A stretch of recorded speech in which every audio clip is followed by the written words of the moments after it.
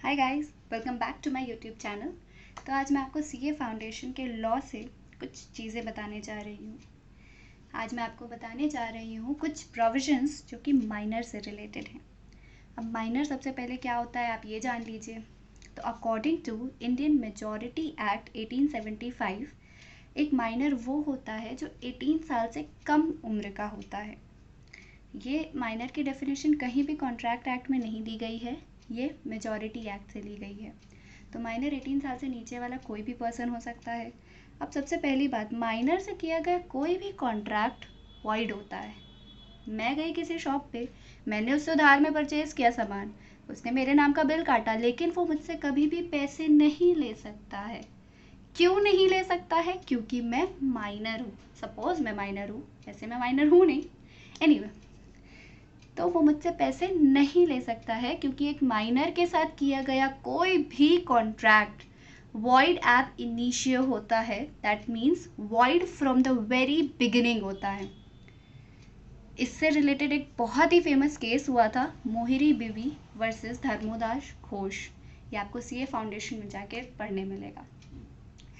Second provision होता है कि अगर माइनर किसी भी कॉन्ट्रैक्ट में एंटर करता है जिससे उससे बेनिफिट होता है तो वो कॉन्ट्रैक्ट वैलिड है। मतलब फॉर एग्ज़ाम्पल मेरे फादर ने कोई प्रॉपर्टी मेरे नाम कर दी, तो ये भी तो एक तरह से कॉन्ट्रैक्ट बना, लीगल कॉन्ट्रैक्ट बना। क्या ये लीगली इन्फोर्सिबल है? मीन्स क्या मेरे फादर इसके लिए लाइबल है इवन तो मैं माइनर हूँ?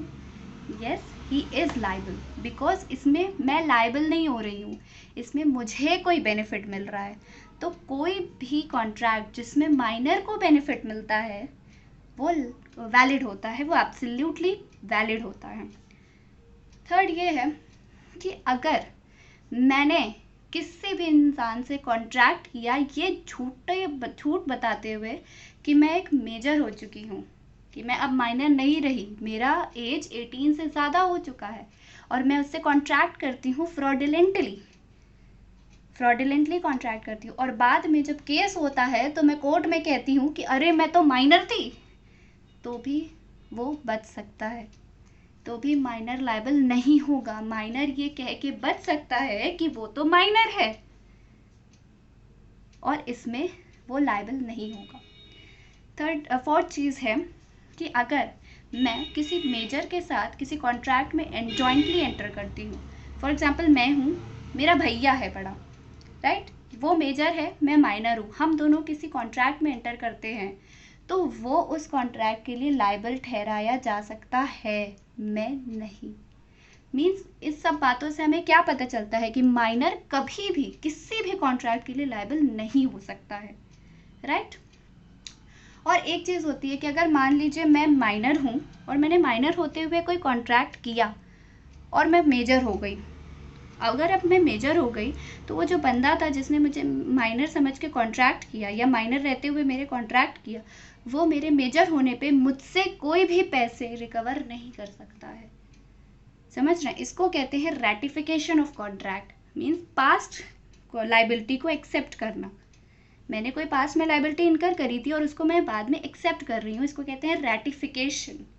तो माइनर रैटिफिकेशन के लिए भी लायबल नहीं है। तो ये थे माइनर के कुछ प्रोविजंस जो कि सीए फाउंडेशन कोर्स से लिए गए हैं और जो कि बहुत इंटरेस्टिंग है। मुझे तो लगता था कि अगर मुझे पहले पता होते ये तो पता नहीं मैं क्या क्या फ्रॉड कर बैठती, इवन तो मैं करती नहीं, बट बहुत एक्साइटमेंट होती है जब ये सब पढ़ते हैं तो। So that's it for today, meet you in the next video, bye.